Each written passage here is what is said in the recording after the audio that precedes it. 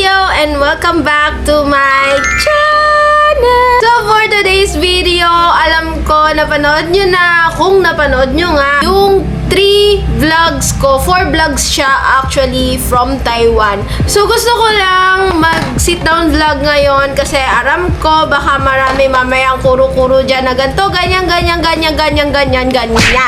So magkikwento lang ako ng mga ganap this past few days. Alam niyo ba guys, na sobrang excited akong mag-sit down vlog sa inyo kasi nga, this is about my first international travel experience. Actually guys, etong travel na to is not my expense, okay? Ito po ay company incentive. So, grab the opportunity na makapag-travel. Finally, nakapag-travel ako and take notes sa Taiwan pa. So, yeah. That's a little background kung bakit ako napasama at bakit ako nandoon sa Taiwan.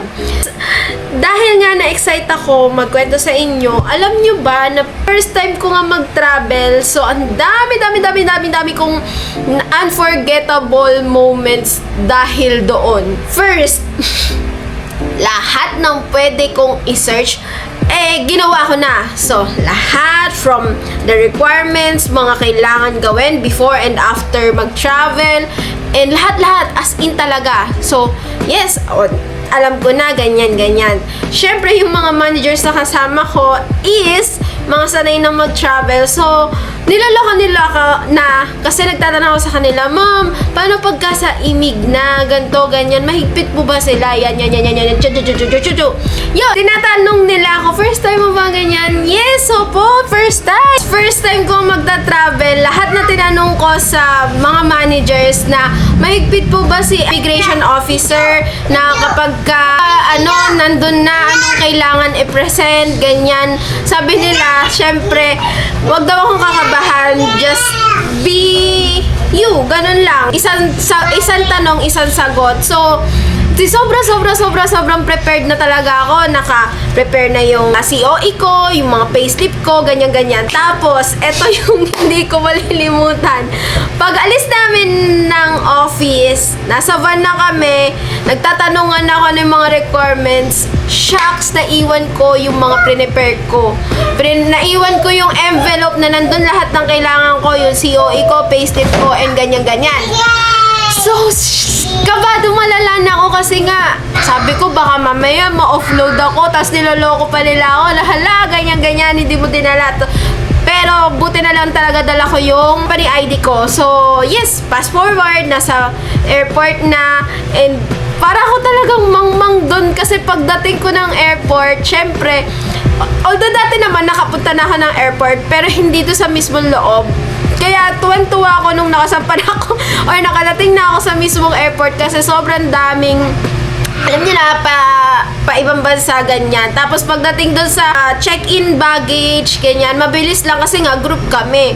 And then fast forward uli, pagdating sa immigration officer na, ang nauna is manager. So luckily yung manager na nauna is sagot niya na lahat ng tanong. So lahat kami nang sumunod is ang tinanong na lang, especially sa akin, is kung ilang years na ako sa company, tapos hiningi lang yung company ID ko. And then boom!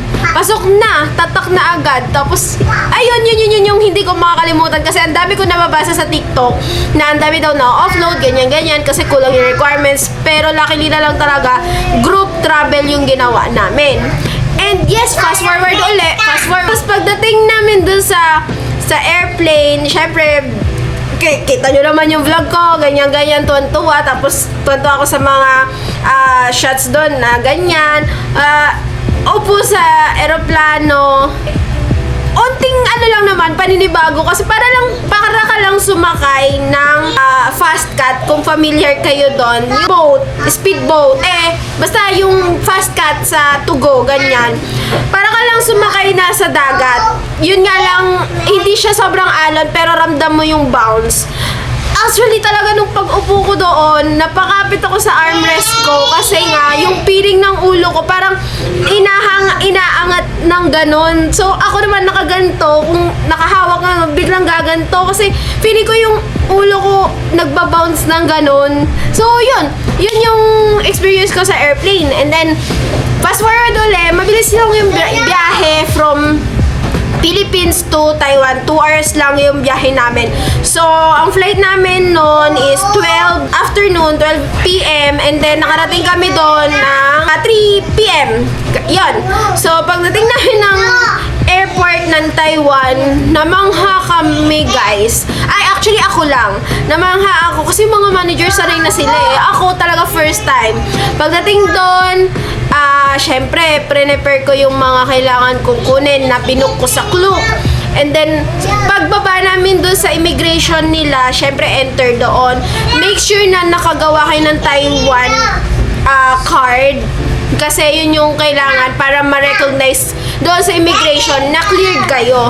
Tapos, nung nandun na, napansin ko bakit ganun hindi crowded yung immigration nila, ganyan. Tapos, ang daming cells, ang bilis nung movement ng ganun. Tapos, na-compare ko pa yung sa Pinas. So, syempre, alam nyo na, pagka ganun, first time, mako-compare mo nga kung gaano kabilis yung sa ibang bansa kaysa sa Pinas. So, ang bilis lang pagka-check niya nung passport ko, tiningnan lang maigi, then tatakta agad. Tapos, ang nakakatuwa pa doon, syempre excited nga ako. Hindi ko alam kung na-capture siya sa vlog ko na yon.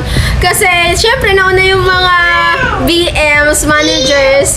Pagkalabas ko ng immigration, yung sa arrival ng Taiwan airport, lahat sila nakatingin sa akin. Tapos, success! Tuntua talaga ako as in na lahat sila nag-cheer for me kasi grabe talaga yung kaba ko doon sa part na yon. Tapos, and then, fast forward, na-enjoy, una naming itinerary, Soria, outlet, and then yun, vlog ako doon. And kung napanood nyo yun, for sure, napanood nyo, ililink ko na lang din sa baba yung sunod-sunod na vlog. Pero yun, yung experience ko overall, sobrang saya as a first time traveler international. Masaya, syempre opportunity yun na makapag-international travel ka na wala kang ibang iniisip, kundi sarili mo na lang. Tapos yun, tapos ang nakaka-tense pa doon, balik uli, backward story uli, yung experience ko nung kukuha na ako ng SIM card ko. Kasi, kinabahan ako noon, wala akong internet eh. Buti na lang, sinabi sa akin nung attendant doon sa Klook na booth, airport, may free wifi. So, grabe yung kaba ko nun kasi humiwalay ako sa group. So, paano ko connect? Eh, nakikonnect nga lang ako sa mga naka-eSIM. So, yun, buti na lang, nagets nung Taiwanese yung gusto ko sabihin kasi yung English ko, it's not Englishing. Basta yun, nagkaintindihan naman kami, tapos yung pala sa kabilang booth ko i-claim yung SIM card. So, naintindihan naman nila yung gusto kong sabihin na mag-claim ako, ganyan. How do I claim this one, ganyan. Tapos, in-scan lang. So, yun yung experience ko na nakakakaba din kasi mag-isa ako. Tapos, fast forward na yung first day namin, kasi nga doon lang sa Gloria Outlet, nagpahinga a little bit lang na pahinga, tapos lumabas ulit, nagpunta sa night market na Shimiding. Tapos pagdating doon, libot-libot lang, vlog lang. Tapos ayun, nakita ko yung experience doon na night market siya na parang Shibuya, Japan. Kasi yung hotel namin sa Taipei is yun na ang tapat ng Ximending. As in, paglabas ng hotel namin, yun na, Ximending na agad, which is yung night market. Hindi namin siya totaling naikot kasi pagod na. So, ang napuntahan lang namin is Uniqlo, tapos yung Pop Mart, tapos yung basta nasa harap lang, Shifutang na kilala na doon sa Taiwan na milk tea. Tapos dun lang. Tapos nag-ikot lang kami doon saglit, then nagbalik na agad sa hotel. So, luckily lang talaga masikaso yung tao no agency inarkila ng area namin kasi sobrang hands-on nila. Tapos second day, fast forward, day namin is sa Yilyu Geo Park, and then sa Lantern, and then Shifen Waterfalls. Yun, dun kasi more on lakad talaga. At saka yun, yung site lang for picture taking, dun ako napagod picture taking dun sa Geo Park, tapos sa waterfalls, and then wala magpapalipad ka lang ng lantern Pero yung experience ko doon sa first day at saka second day na itinerary, sobrang saya naman, nasulit ko naman kasi nakapag-vlog na ako Tapos after nung second day na itinerary namin is bumisit ulit kami sa night market. Tapos libot lang uli, pero hindi talaga namin nalibot lahat sa sobrang pagod. Pero nakabili ako nung mga pasapasalubong dun sa Geo Park kasi doon yung may pinakamura. Tapos nagpunta din pala kami dun sa Jufen Old Street. Yun, sobrang daming tao doon. Tapos yun nga, dun nga nakakapagod kasi more on lakad siya. Pero guys, yung Jufen kasi is more on puro bilihan siya. Bilihan, and then yung may spot doon na doon talaga nagpipicture-picture. Yung background is more on lanterns talaga. Tapos, that's the summary ng day 2 itinerary namin. And then day 3, ang itinerary na lang namin doon is yung Chiang Kai-shek, tapos Sola, yon, Monggo, Gondola, basta yon yung cart siya. Then, nagpunta kami sa parang munisipyo sa kanila, ganyan. Tapos, yung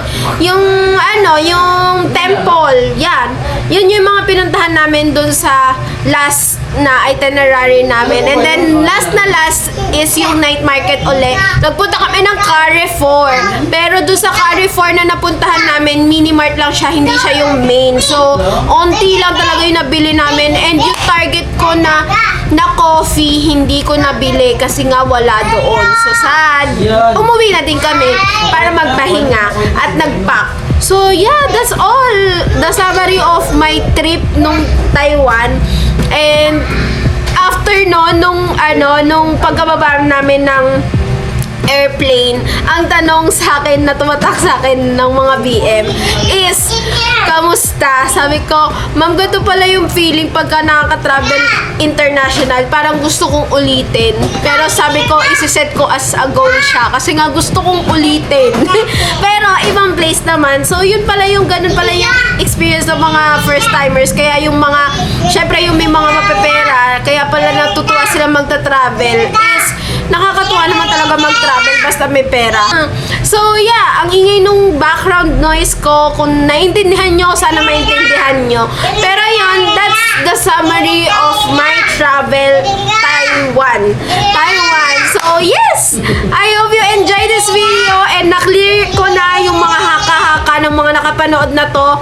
And sana panoorin nyo pa yung mga susunod na videos ko dahil sunod-sunod na ang upload ko dito sa YouTube ko.